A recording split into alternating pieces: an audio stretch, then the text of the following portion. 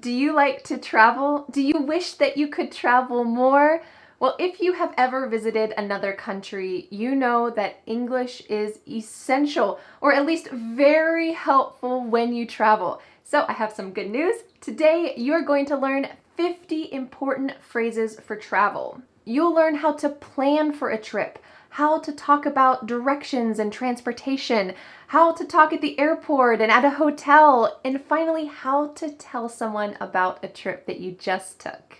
I know that 50 expressions is a lot, so to help you, I've created a free PDF worksheet that you can download with the link in the description. Never forget what you've learned, review everything, and answer Vanessa's challenge question at the end of the PDF worksheet. Let's get started with how to plan or book a trip in English. Where would you like to go? Excellent starter question. Where would you like to go? Also, you can answer this by saying, I've never been to Rio de Janeiro. I've never been to Rome. I've never been to Tokyo. Excellent phrase. We should book tickets now. This verb to book means to reserve. We're not talking about something that you read. This is the noun, a book. This is talking about reserving something. We should book tickets now because it's a popular destination, so let's book tickets. I hate making plans. Let's just do something spur of the moment. Spur of the moment means without plans, something spontaneous. Well, you need to book tickets to go to another country, but maybe when you get there, you don't want to have every hour planned. You like to do things spur of the moment. Oh, there's a great park. Let's go there. Oh, that's a cool museum. Let's go there. This is spur of the moment. A similar phrase you can use is, we decided that we'll just go wherever the wind blows us. Maybe the wind will blow me to that museum. Maybe the wind will blow me to that restaurant. I don't know. This has the same idea as spur of the moment. It's not planned, it's spontaneous. Maybe you are the opposite kind of person. You might say, we need to make a reservation. This is a great phrase to know, to make a reservation. You can make a reservation at a popular restaurant. You can make a reservation at a hotel. You can make a reservation for a seat at a concert. There's a lot of different things that you can make a reservation for. When you go to a museum or somewhere similar, you might ask, do you have an audio guide? Do you have an audio guide? This is actually a great way to improve your English because if you listen to an audio guide in English as you're walking around the museum, I bet you are going to learn a ton of new vocabulary, some great expressions for describing what you're seeing. This is an excellent way to enjoy something, but also learn some English. You can ask, do you have an audio guide? When you go somewhere, you can ask, do you accept cash or credit card? Do you accept cash or credit card? Depending on the country you're in, they might prefer one option instead of the other. And we often use the word cash to talk about physical dollar bills or the physical money of the place that you're visiting. Do you accept cash or credit card? Because I only have a credit card, I don't have any cash with me. If you need cash, then I gotta come back. You might ask, what are the hours for the museum? What are the hours for the tour? What are the hours for some kind of event or place? It's a great question to ask, when are you open? What are the hours for something that you want to see? Our final question under this first category of planning or booking your vacation is an excellent question. What should I pack for? What should I pack for? Well, of course, for vacation. No, this question has another meaning. It means I want to know what kind of activities we'll do, what the weather is going to be. I want to know, do I need to pack a swimsuit? Do I need to pack a winter coat? What should I pack for? That means what should I prepare for? This is really helpful as you're trying to fit everything inside your small suitcase. This always happens to me. And you really need to decide, okay, what do I need to pack for? Okay, I don't need 3 winter sweaters. It's probably going to be not too cold. I'll just bring something else. You can ask, what do I need to pack for? The next phrases have to do with transportation and directions. I want to help you not be lost in a foreign place with no words to say to help yourself. So let's talk about 10 important phrases for transportation and directions. The first one is a great question you can ask someone else, or they might ask you if you look really lost. You might hear, "Where are you headed?" This is often reduced to simply, "Where ya headed?" We cut out the verb are and we reduce you to ya. Where you headed? Where you headed? If you look really lost, someone might say, "Hey, where you headed? Can I help you?" This great verb to head means the direction that you're going in. So you're going somewhere. I'm headed to the store.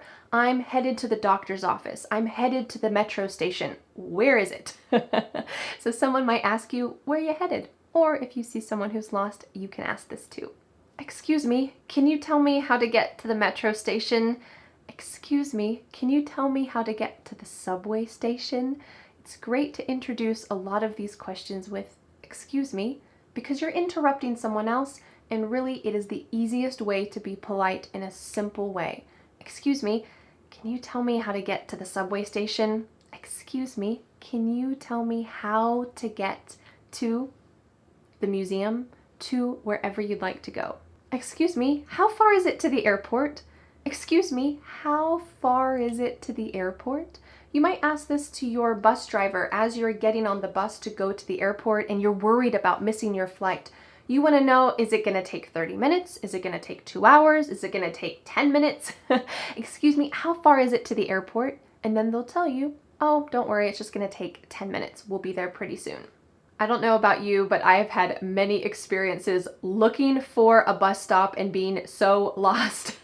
Sometimes bus stops are not obvious. It's just a little sign, or maybe it's just a pole and everyone knows where you should go except for you because you're not from that area. So this is a great question you can ask. "Excuse me, which way to the bus stop?" "Excuse me, which way to the bus stop?" "This way, that way, over here, back there." "Excuse me, which way to the bus stop?" "Excuse me, where's the closest ATM?" This phrase ATM stands for automated teller machine, and it's just that machine. Some other countries call these cash points, where you can put your debit card or credit card into the machine and you can get cash. So if you happen to go to a store that requires cash, but you have no cash, you can ask this question. "Do you know where's the closest ATM?" "Excuse me, where's the closest ATM? I need to get some cash." Great question. And the word ATM is most commonly used in the US. Some other countries might use other expressions, but if you're visiting the US, ATM is an excellent word to use. Are you hungry? You can ask, "Is there a grocery store nearby? I don't want to go to another expensive restaurant. I just want to get some simple food that I can cook back at my place. Is there a grocery store nearby?" Notice the pronunciation of this word. There's 2 pronunciations. Actually, you can say grocery with an S, grocery, but you're more likely to hear, at least that's what I say, you're more likely to hear grocery, like an SH. Grocery, grocery, grocery store. Is there a grocery store nearby? Great question. When's the next train? When's the next train?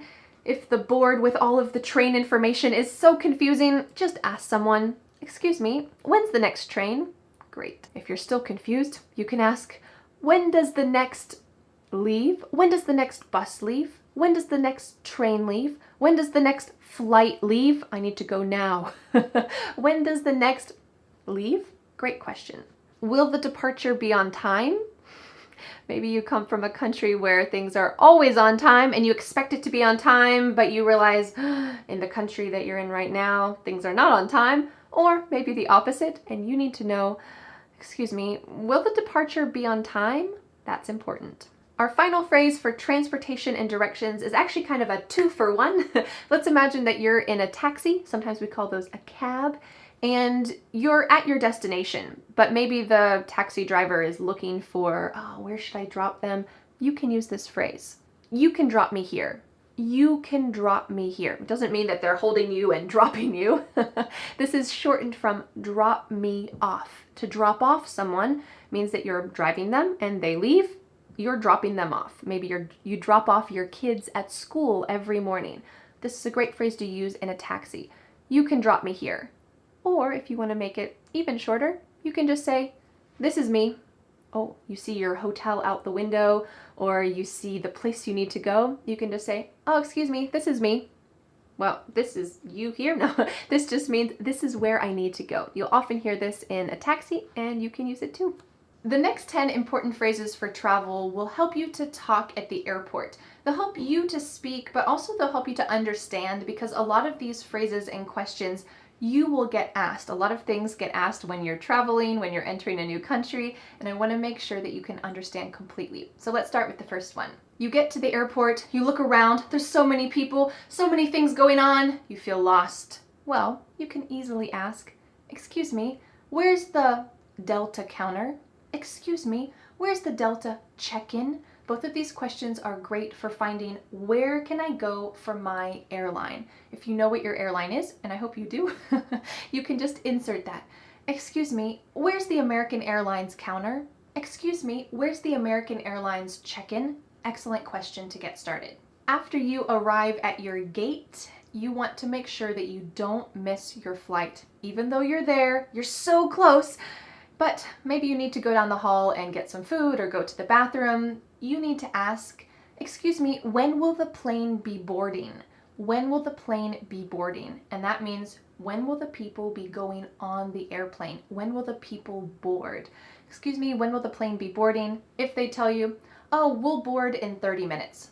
Cool. You have plenty of time. Go get some food, go to the bathroom, stretch a little bit. Excellent question.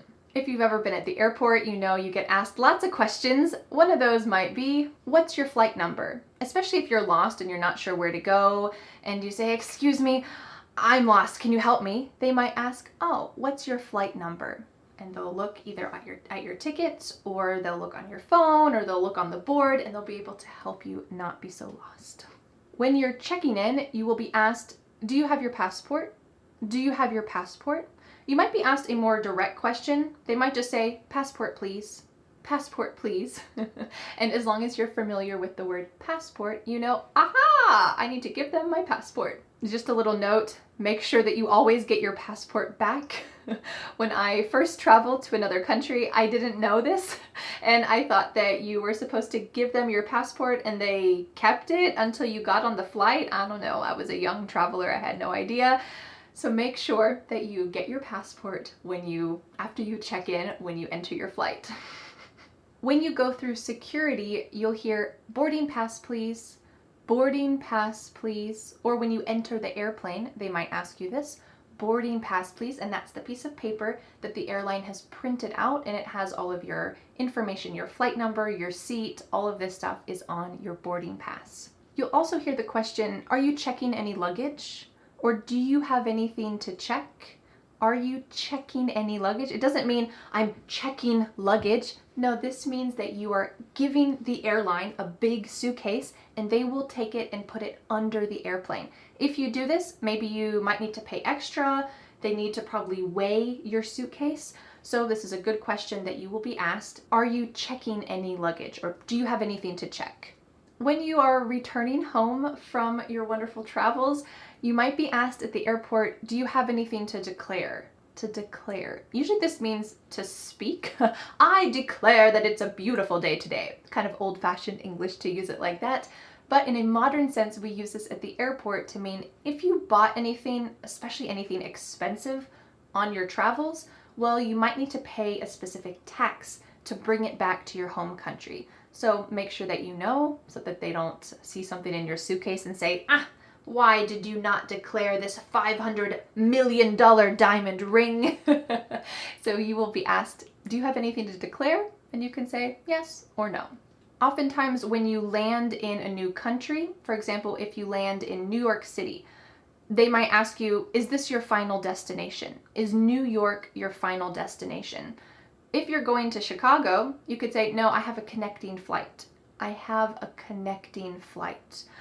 Or maybe your flight is late. You might say, I missed my connecting flight. That's always really annoying because you're going to have to figure something out, spend time on the phone, spend time at a counter talking to someone. But it's a good question to understand and to be able to answer. Is this your final destination? Yes or no, I have a connecting flight.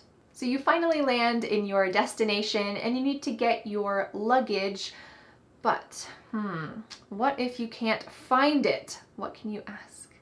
It's a great question. You can ask, excuse me, can you tell me where baggage claim is?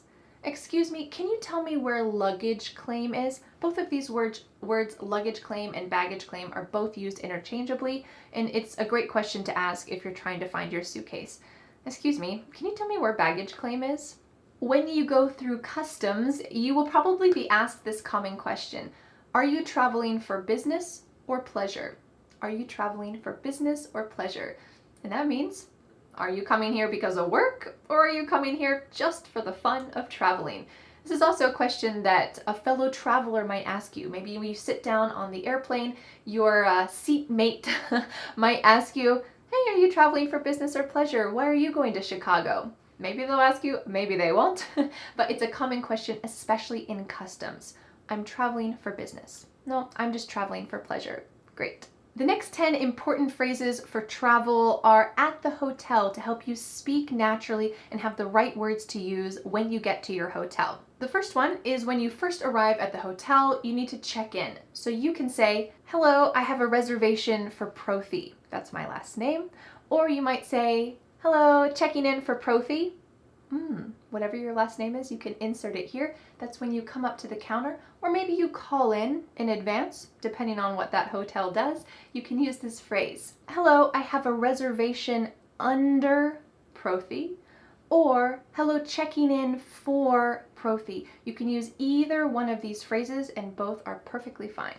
Is there somewhere I can print my boarding pass, bus tickets, etc.? This is a great travel tip. Most hotels have a business room that has a printer, and most guests can use this for free. So if you need to print anything, print a boarding pass, ticket, something like this, just ask the hotel this question. Is there somewhere I can print my boarding pass? And there probably is. Great. If you arrive late, you're super hungry, you can ask someone at the front desk, is there a good restaurant nearby? Is there a good restaurant nearby? Don't feel hesitant to use the staff who works at the hotel for some advice. They really know about the area where you're living, especially that specific area close to the hotel. They might know, oh yeah, there's a good restaurant just 2 blocks over. Make sure you check it out. You don't need to take the bus and it's open late at night. Go check it out. You might ask, can I get some more towels? Can I get some more pillows? Can I get some more blankets? These are all polite questions and perfectly reasonable at a hotel. Do you have a map? Do you have a map? Most hotels have a map and they will be more than happy to help you find your way around the city, and they often have free maps that you can use to find your way around. Excuse me, which way to the elevators? This is especially helpful if you have a lot of luggage and you don't want to go down one hallway and then try another and pull your luggage everywhere, or maybe you're just tired. It's the end of the day. You're not thinking straight. You just traveled 24 hours from your home country to New York City. Oh, just excuse me, which way to the elevators? Maybe you can't even see the sign because you're so tired. I just need a little help. That's totally fine. When you're booking a room, you might ask, can I get a queen bed? Can I get a double bed? Can I get 2 twin beds? Depending on your sleeping situation, it might be helpful to be specific. Well, it's going to be my husband and I and my 2 kids. They could sleep in the same bed, but it might be best if they each had their own bed so they don't stay up all night. So you could ask, do you have a queen bed and 2 twin beds in a room? Great, you want to be specific so that you can have the most comfortable time possible. Oftentimes hotels in the US will have a breakfast option. It's sometimes included and sometimes not in your fee, so you could ask, excuse me, is breakfast included? Excuse me, is breakfast included? And that implies, is it included in the price that I already paid for the hotel room? Sometimes it is, sometimes it's not, but it's a great question to ask. Usually breakfast is not available all day, so you can ask, excuse me, what time is breakfast served? Excuse me, what time is breakfast served? And when you check in, the person who's checking you in, they'll probably tell you those things in advance. But if you didn't catch it, or maybe they just didn't mention it, these are good questions to ask so that you can not be too hungry in the morning when you wake up. Another common way to get food while you're in your hotel room is room service. You can ask, can I get room service, please? Can I get room service? That means someone comes to your door with food that they've made in the hotel. In my experience in the US, this is very expensive and not always the best quality food, but in certain circumstances, maybe this is something you want. So you can ask the question, can I get room service? Excellent. Our final 10 important phrases for talking about your travels is to talk about your travel experiences.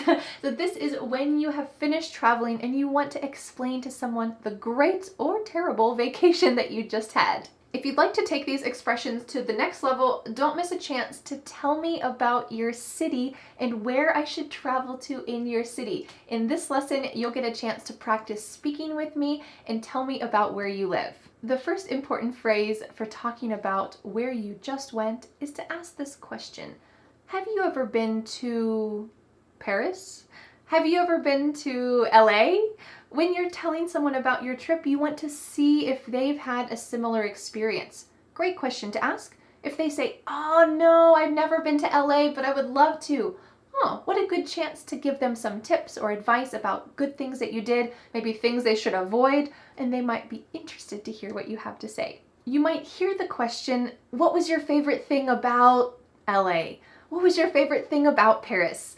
Well, you can ask this question to someone else, or they might ask you that, and it helps to kind of prompt a conversation about where you just went. If someone just heard that you went to Paris, the first question they might ask is, oh, did you see the Eiffel Tower? Of course, everyone who goes to Paris sees the Eiffel Tower. Why not? It's amazing every time that I've seen it, even though it's been hundreds of times. So I used to live in Paris. It's always amazing. I still love it.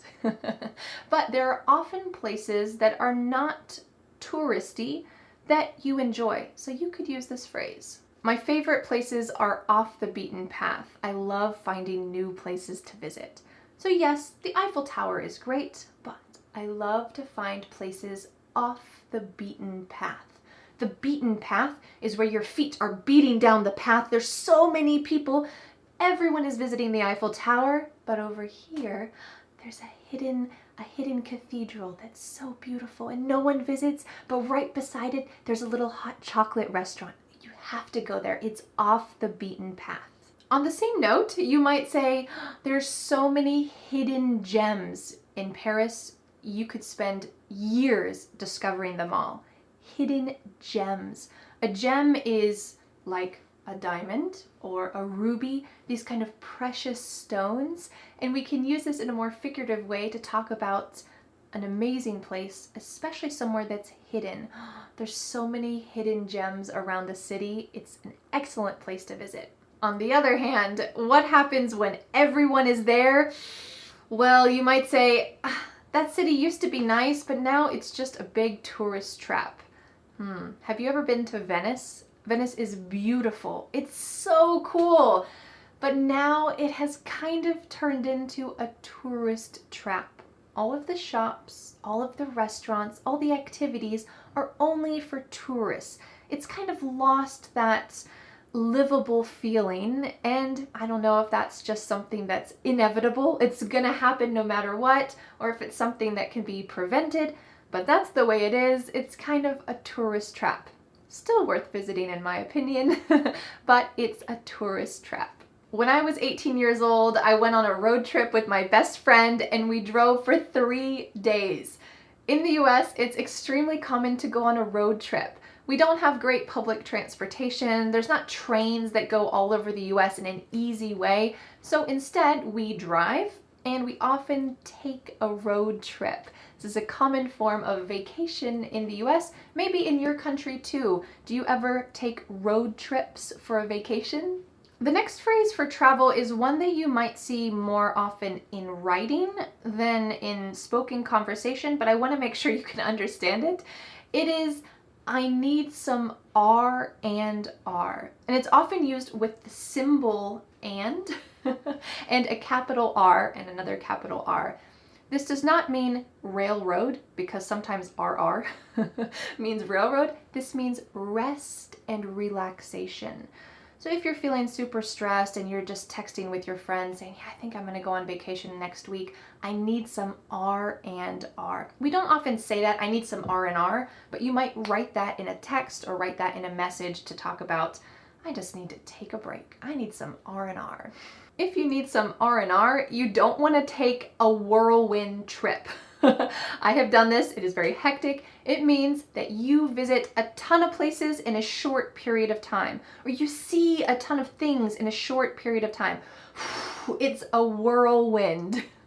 When my husband and I visited Thailand, we only had 4 days, I think, and we visited Bangkok for a couple days, and then we took a train, a bus, a taxi, and then another bus to the south of the country, to the beach, and then we did the same thing to go back to Bangkok to fly back to where we were living in Korea. It was a whirlwind trip.